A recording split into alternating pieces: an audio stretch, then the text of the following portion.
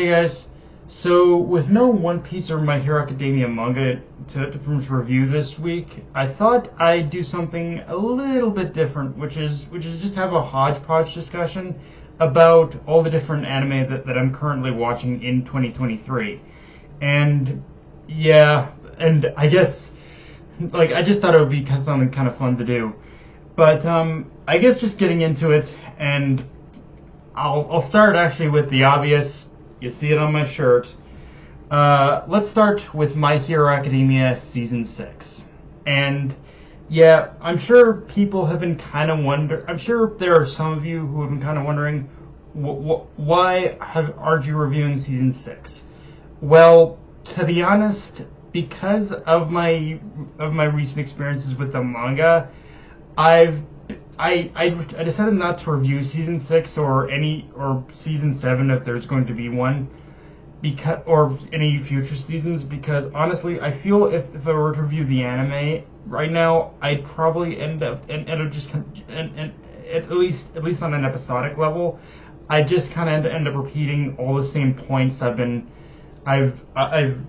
saying in the manga. Like, I really don't. I try my best not to kind of repeat myself as much as I humanly can, and sometimes it's just not. And sometimes I fail, sometimes not. But yeah. Now, as far as my current, if I were to give you my just baseline thoughts on season 6 as a whole, I'll say this much: season 6 is definitely a step up from season 5. I will say that much. Like, season 5 was, in my opinion, was an absolute shit show. Like, if you really want a better experience of what season 5 was adapting, you need to read the manga. Like, the manga story of these events isn't perfect either, but it doesn't drag its feet as much as the anime adaptation does in a lot of ways.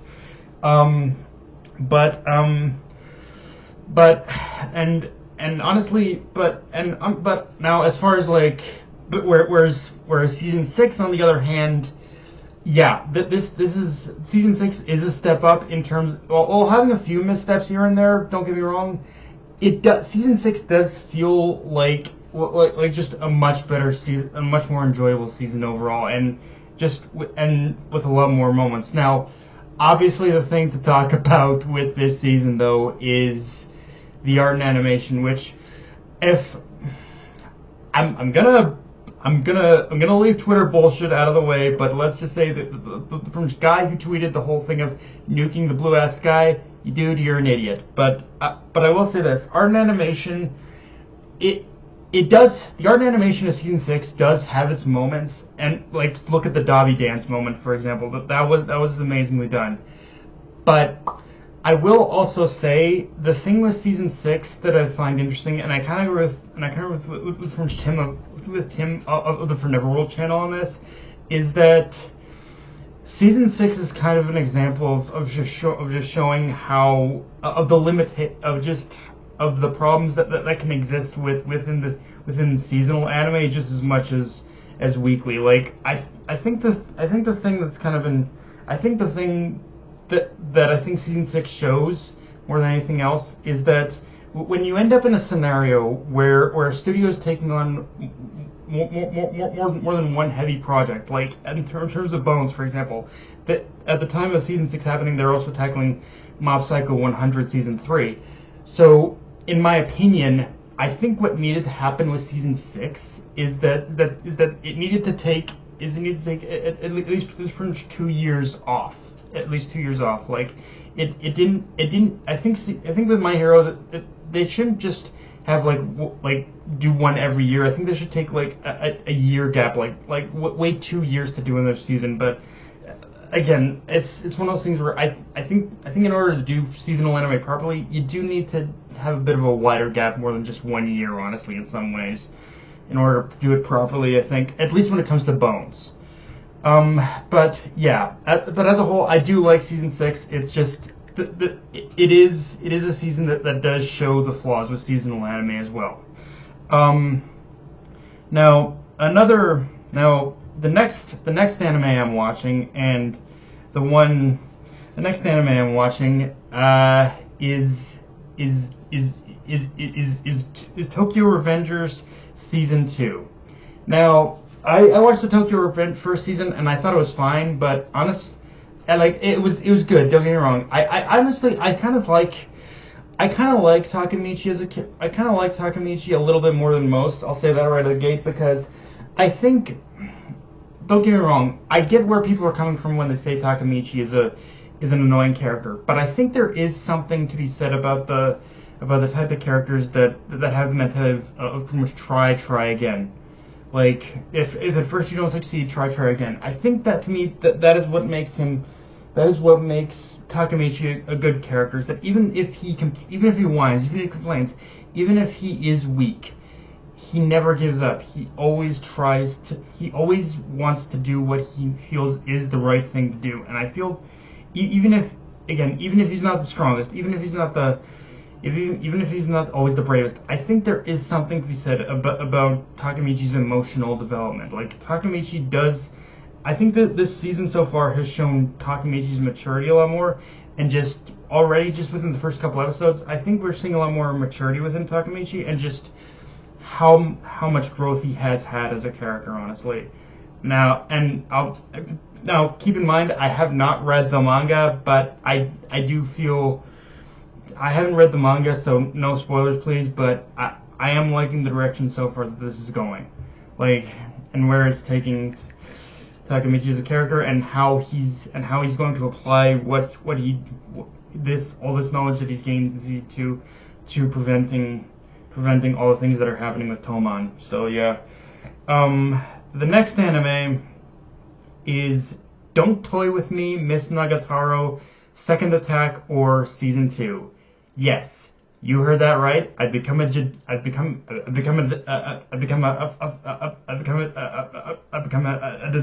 like all of you. And the funny thing about Miss Nagatoro as a series is I should absolutely fucking hate this series with a passion.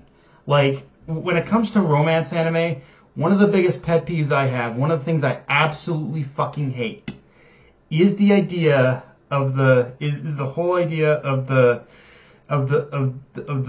girl guy and how they pick on the target of their affection because they love them.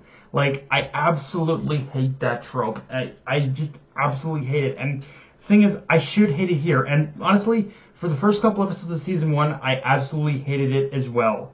But past like the first 3-4 episodes maybe, it did start to kind of, I did see how it did start to move beyond just that trope, and it did it, and surprisingly it did it in a very likable way. Like, I'm not gonna lie, once I got past those first 4 episodes or so, it did start developing both senpai and Prince Nagatoro and even her friends in a way where it's like, these characters, the Nagatoro and her friends are more than just like, well, catty bitches, more or less. They generally do care for like senpai, and it generally creates and once you get to that point, there is a very fun dynamic amongst these characters. Like, you can tell, even though again the girls all pick on senpai, there is a generally fun dynamic there, and you weirdly do feel they're kind of like their camaraderie and friendship, and of course Nagatoro's like romance with senpai is weirdly sweet when you get to a certain point. And I feel like with season 2 now, again, I know I kind of talking about season 1 more, but with season 2 it feels like it's building. With season 2, I feel like it's kind of building upon all of that. Like, we're getting more of the development of Nagatoro. Already getting more development of Nagatoro's like relationship with senpai, like how I think one thing even more than season 2 is also doing is we're getting to see like a lot of Nagatoro in a more goofy light, in a more goofy light, and just more in more that sort of like light where she's not just the kind of like, she's beyond just like teasing senpai. Like, she is developing a lot more. She is at the point where she's developing a lot more of a character as well, I think. And yeah, it's one of those things again, it's one of those things where, again, this is a series I should hate, but the way it's handling its characters, I just love it because of that. Okay, so this next one is okay, the next one, Vinland Saga Season 2. Now, Vinland Saga is, I'm not gonna lie, is a very weird series. Is a very weird series in the sense where I watched season 1 and I liked it a lot, but I didn't. It was definitely season 1 for me. Vinland Saga definitely fit into the category of, you can definitely tell it was laying the groundwork for something amazing with Thorfinn's journey and whatnot. Like it even said in the last episode's title that what we saw was just one giant ass prologue. And now with season 2, I like how we're already with season 2, even just one episode in. I like how we're already kind of just exploring the world a lot more, and just we're the world outside a lot more, and we're just exploring just the dynamics of this world a lot. Just and honest, I've read the manga, so I have an idea of where this story arc is headed, and yeah, just long-haired Thorfinn, like ponytail Thorfinn, like yeah, I'm right now I am all here for what season 2 is gonna offer, because season 2 is where Vinland Saga really pretty much separates itself among its peers, honestly, and like both the seinen, shonen, whatever it is kind of genre, like yeah. But yeah, not much to really say about that. It's just gonna be a great time. Okay, and so this is gonna be a weird one to talk about, which is Nier Automata version 1.1a. Now, full context, when it comes to Nier, I have not played the games. The only context I have for anything Nier related is the Shadowbringers Alliance raid of Yorha Dark Apocalypse, the Yorha Dark Apocalypse raid that I had done in the Shadowbringers expansion of Final Fantasy XIV. Personally, not gonna lie, wasn't a huge fan of that raid, like, at all. But yeah, but I did like the overall aesthetic, and I did like the the story that they accompanied with it. Now, when it comes to the Nier anime itself, this is kind of a weird one, because just within the first couple episodes I've watched, now, maybe people in the comments section who have played the games or know more about the lore of Nier can kind of correct me on this, but for me right now, the Nier anime is feeling very Matrixy, but with slightly better ideas and themes. Like the whole thing of an apocalyptic world fighting against machines. That isn't anything new. We've seen this story kind of 1,000 different times, 1,000 different ways. But again, I think one thing that is kind of separating it slightly more, in my opinion, is that it has better themes and ideas. Like even though it is a world where humans are fighting against machines, you also have the Yorha units S2B 9S fighting with humanity. Like these are machine characters, but like that are fighting alongside humanity. Like it is kind of an interesting dynamic how they're fighting against machines, yet they still have machines working alongside them. Like it's one of those things where the concept isn't anything new, but I think it's the characters that are really driving this story for me. And again, I'll leave it up to people who know more about the lore, but as it is, I'm enjoying it okay, honestly. Like it's an okay anime I'm enjoying.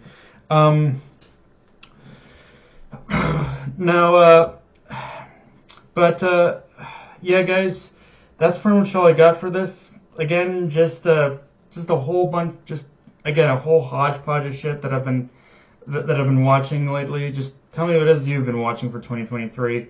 But yeah, guys, that's all I got. Dark Knight of me, signing off. Later, everyone.